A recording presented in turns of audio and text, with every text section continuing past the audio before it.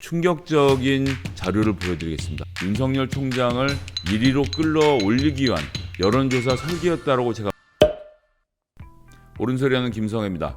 윤석열 검찰총장이 어제 한 여론조사 결과에서 당당하게 1위를 차지했습니다. 그 결과를 한번 보시겠습니다. 윤석열 1위가 됐을까? 쿠키뉴스입니다. 비정치인 윤석열이 대선 판도를 흔들었다. 쿠키뉴스의 의뢰로 여론조사 기관 한길리서치가 지난 7일부터 9일 전국 만 18세 이상 유권자 1022명을 대상으로 여야 차기 대선 후보자 지지도 조사를 한 결과 윤 총장은 24.7%로 1위, 이낙연 대표와 경기도지사가 22.2, 18.4%로 2, 3위로 내려왔다. 윤 총장은 보수정당으로부터 압도적인 지지를 받고 있었고 60%, 국민의당 31.9%, 중도에서도 높은 지지율을 표시했고 비정치인이자 현직 검찰총장이 유력 대선 주자로 떠오른 것은 매우 이례적이라고 합니다. 이 본인들 주장이죠.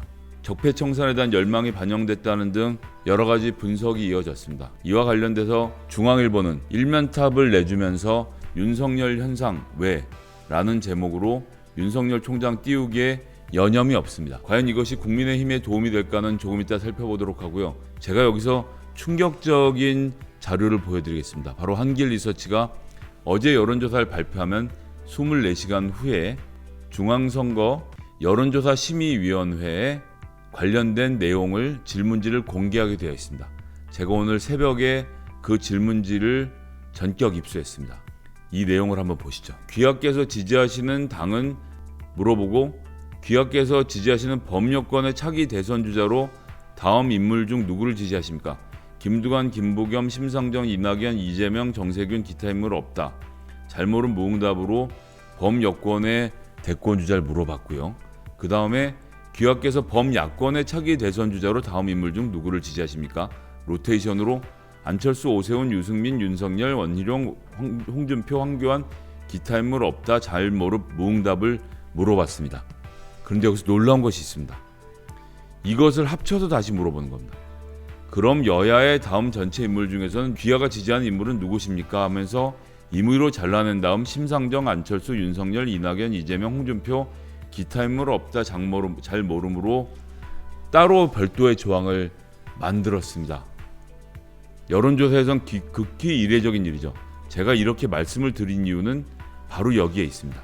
2010년 10월 같이 쿠키뉴스에서 의뢰를 하고 한길리서치가 여론조사를 한 결과입니다. 2010년 10월입니다. 조금 전에 보여드렸던 것은 2010년 11월 딱 한 달 전이죠. 인천 언론 쿠키뉴스 한길리서치 똑같지 않습니까? 똑같은 회사에서 한 달 전에 여론조사할 때는 질문지를 보면 귀하께서 범여권 중 누구, 범야권 중 누구를 물어보고 같이 물어본 조항이 없습니다. 같은 여론조사를 2020년 7월에도 쿠키뉴스 한길리서치가 한 적이 있습니다. 2020년 7월에 했을 때는 마찬가지로 범야권, 범여권은 물어보는데 같이 물어보는 것은 없습니다. 심지어 여기 범야권에는 윤석열이 들어있지도 않습니다. 여론조사를 하면서 범야권은 누구라고 특정을 지어서 윤석열은 범야권 주자입니다라고 가르쳐주고 다시 그것을 다 묶은 다음에 임의대로 사람들을 골라서 그럼 이 중에서 누가 대선 주자냐고 물어봐서 그 결과를 발표한 겁니다. 그 전까지는 범야권과 범여권을 따로 물어본 것에서 그친 상태로 결과를 물어봤던 것에 비하면 완전히 내용이 달라진 것이죠. 의도를 갖고 있는 것입니다. 정상적인 여론조사가 아니었습니다. 여론조사라는 것은 같은 문항으로 같은 질문 방식으로 여러 차례 물으면서 추이를 지켜보는 것이 중요한데 한길리서치는 지금까지 한 번도 쓰지 않았던 기법을 동원한 것입니다. 같은 종류의 여론조사를 리얼미터나 다른 곳이 할 때는 대권 주자군으로 거론되는 15명 정도를 불러주면서 그 사람 중에서 한 사람을 고르게 하거나 아니면 갤럽 같은 경우에는 직접 전화 면접을 통해서 전화기를 듣는 사람이 직접 그 이름을 이야기하게 합니다. 본인이 원하는 사람을 말할 수 있도록 해주는 것이죠. 하지만 야권 따로 물어보고 여권 따로 물어보는 경우는 있어도 그렇게 물어본 다음에 여야를 합쳐서 누군지를 따지는 것은 저는 처음 보는 일입니다. 윤석열 총장을 1위로 끌어올리기 위한 여론조사 설계였다라고 제가 말하면 지나친 이야기가 될까요? 전 너무나도 이상한 여론조사 결과였다고 생각합니다. 사실 이건 몇 차례 말씀드렸지만 윤석열 본인에겐 유리할 게 하나도 없습니다. 윤석열 본인에게도 그렇고 국민의힘에게도 그렇습니다.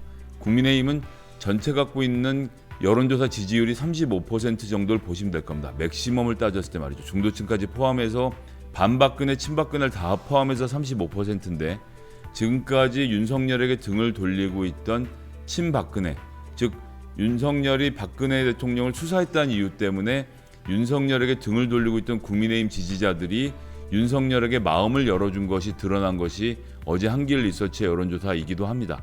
그렇기 때문에 35%라는 한계 안에서 윤석열이 25%를 가져가면 나머지 모든 국민의힘의 주자들이 나머지 10%를 가지고 나누어 먹어야만 하는 구조가 되어버리는 것입니다. 해서 홍준표, 안철수가 10%도 얻지 못한 채 바닥에 처박히는 여론조사 결과가 나온 것은 바로 그런 이유 때문인 것이죠. 그렇기 때문에 저는 이것이 국민의힘에게 하나도 유리할 것이 없다라고 생각합니다. 내년 7월까지 윤석열은 이렇게 버티면서 상황을 본 후에 대권 출마 여부를 포함해서 정계 진출을 시도할 것입니다. 쿠키뉴스에서는 현직 검찰총장이 그리고 비정치인이 이렇게 높은 지지를 받는 것은 매우 이례적인 일이라고 설명을 했던 바 있습니다. 과연 그럴까요? 윤석열은 내년 7월에 나오고 나서 짧은 검증 기간만 거쳐서 대권 주자로 뛰려고 할 텐데 그런 것이 과연 가능할까요? 우리는 예전의 사례를 통해서 오늘의 현실을 짚어볼 수 있습니다. 반기문 4개 여론조사에서 1위를 기록했다.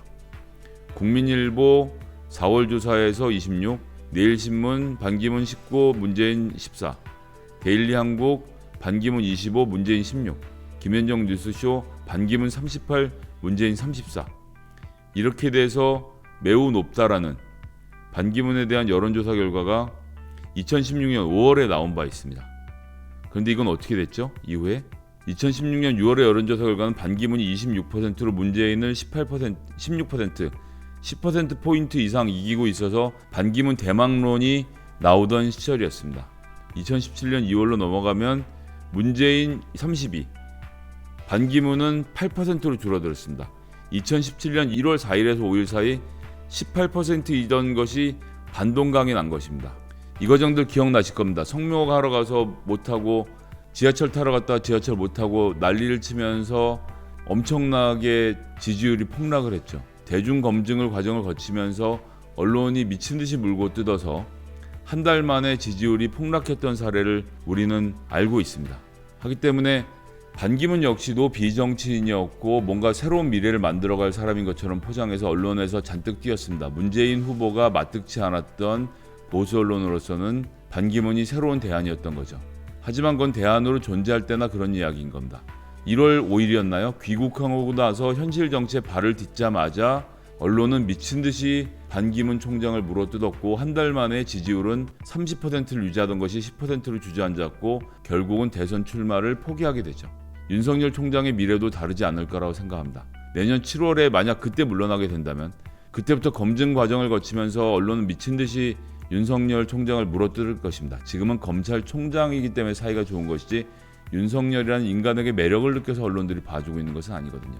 그럼 그렇게 되면 나머지 국민의힘의 다른 주자들은 내년 7월까지 10%도 지지율을 얻지 못한 채 언론의 외면을 받다가 그때 가서부터 불이 나게 지지율을 올려야 되는 엄청난 난관에 봉착을 하게 되는 것이죠. 그래서 국민의힘에게 있어서 윤석열은 매우 좋지 않은 신호입니다. 26%가 나왔던 이 여론조사 결과 지금 질문지를 보여드린 대로 그닥 설문조사 내용도 공정하지 않았지만 어쨌든 국민의힘의 입장에서는 윤석열이 1등하는 것은 국민의힘의 후보로 윤석열이 될 수 없는 이상에는 아무런 소용이 없는 이야기가 되고 반기문의 경우처럼 신기루처럼 사라지게 될 윤석열의 지지율이라는 것 2,000명이란 폐쇄적 집단 안에서 백두산 호랑이 윤석열 총장께서 대통령 한번 하셔야죠 라고 이야기하는 것과 현실 정치에서 여의도 바닥에 나와서 윤석열에 대한 평가는 완전히 다르게 될 것입니다.